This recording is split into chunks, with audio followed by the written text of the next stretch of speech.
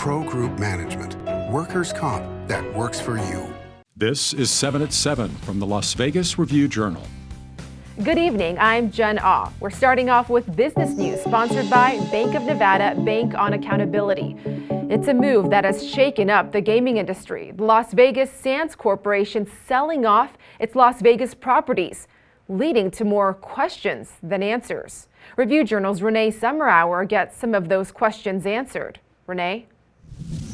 Jen, as of today, we know that Apollo Global Management and Vici Properties will acquire the Venetian, the Palazzo, and the Sands Expo and Convention Center. But the question is, why now? Is it because of the passing of Sheldon Adelson? And what does today's deal say about the prospects for the gaming industry in general? RJ reporter Rick Vallata and Bailey Scholes shed some light on these questions.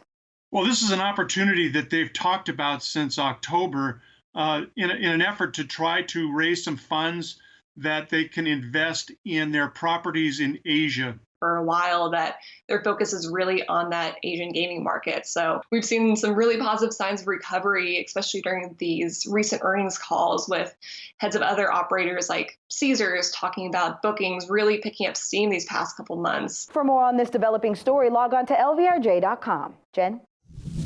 Thanks, Renee. In other business news, local home builders are starting off this year strong with more than 1,200 net sales in southern Nevada in January. That's the most for that month since 2006. Mortgage rates are very low, and that's let home buyers lock in very low monthly payments, a lot lower at least than they would have been even a year ago or so. And it's let people stretch their budgets, buy homes that were, maybe too expensive for them a year ago, but now their monthly borrowing costs have just come way down because the rates are so low. You just heard from the Review Journal's real estate expert Eli Siegel. He says the housing market is expected to stay strong for the rest of the year. In your top stories, presented by Carnegie Heights. Recent data from the Nevada poll shows that Nevadans generally have favorable views of Governor Steve Sisolak and President Joe Biden. Review Journal's Rory Appleton has more on what the major parties have to say. And it's been really interesting to talk to folks today. I haven't heard anything from the governor's office or from the White House. Both the state parties have reacted pretty much how you would expect. The Democrats shared the poll out, said it looks great for the governor. He's raised a bunch of money. He's got this, these favorability numbers that you can sort of quantify as he goes into a re-election bid next year. For more on this story, go to lvrj.com/polls. I didn't do anything wrong, end quote. That's what this 33-year-old man said in court today. Brandon Leith is facing a murder charge for punching and killing a tourist on the Las Vegas Strip. Police say Leith became angry and punched Thomas Driscoll, a police officer visiting from Connecticut, at the bottom of an escalator near Bally's over the weekend. The judge has ordered Leith back in court later this month. Just like grabbing a burger and fries, adults in Vegas will now be able to purchase cannabis the same way. The city council voting unanimously to rescind the citywide restriction on dispensary drive-through operations today. Clark County and North Las Vegas did so last summer. The Nevada Dispensary Association says these drive-throughs will be a big help to medical patients, the elderly, and make it easier to follow COVID protocols. In your health news, sponsored by 4M Dental, love your smile again. We're now getting answers as to why the amount of vaccine coming into Nevada is so low. Experts at UNLV say fast-growing states like Nevada are at a disadvantage because the federal government is relying on old population data from the U.S. Census Bureau from 2014 to 2018.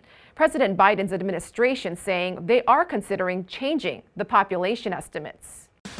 Now let's take a look at your weather, sponsored by Las Vegas Paiute Tribal Smoke and Cigar Shop. Those clouds we had earlier this afternoon are sticking around late into tonight. Temps are expected to dip down into the 40s later this evening. Tomorrow is also looking to be just a bit cooler with highs in the low 70s. However, the clouds should clear out for some sunny skies. As you can see, temperatures will pick back up for this weekend, giving us highs in the mid-70s and more sunny skies. Perfect weather for getting outside. Sports, sponsored by Scenic Brewing Company. Hey there everyone, I'm Cassie SOTO with this sports update. Raiders general manager Mike Mayock was made available to the media on Wednesday to discuss multiple topics, including where things stand on quarterback Derek Carr. I think Derek Carr had his best year yet under John Gruden. I think he's one of the top quarterbacks in the NFL, and we couldn't be happier with him. I think John and I would both stand shoulder to shoulder and pound the table for Derek Carr. As for the status of right tackle Trent Brown, Mayock had this to say. You know, he's under contract, and again, we believe in the talent of that player. There'd be nothing finer than, have Trent Brown at right tackle protecting Derek Carr next year, week 1. But the jury's out, and we still have to make some decisions on our roster in general. Now here's your sports betting update. Rory McIlroy is the 10-1 favorite at the Westgate for the PGA Tour's Arnold Palmer Invitational, which starts Thursday in Orlando. Bryson DeChambeau and Victor Hovland are next at 12-1, followed by Tyrrell Hatton at 16-1. Golf handicapper Wes Reynolds has targeted former Arnold Palmer winner Francesco Molinari, who is 30-1 at the Westgate. Read the full tournament preview on lvrj.com. Thanks, Cassie. In your entertainment news, sponsored by Las Vegas Motor Speedway. The Arts District isn't getting a food truck lot after all. The Las Vegas City Council has voted against allowing a vacant lot to be used for the project, ending the once contentious battle in the community. In a meeting earlier today, a dozen people had shown up to tell the council why they opposed the project that would have provided space for about 10 food trucks in the area. They cited concerns over infrastructure, traffic, and other issues. No one came in support.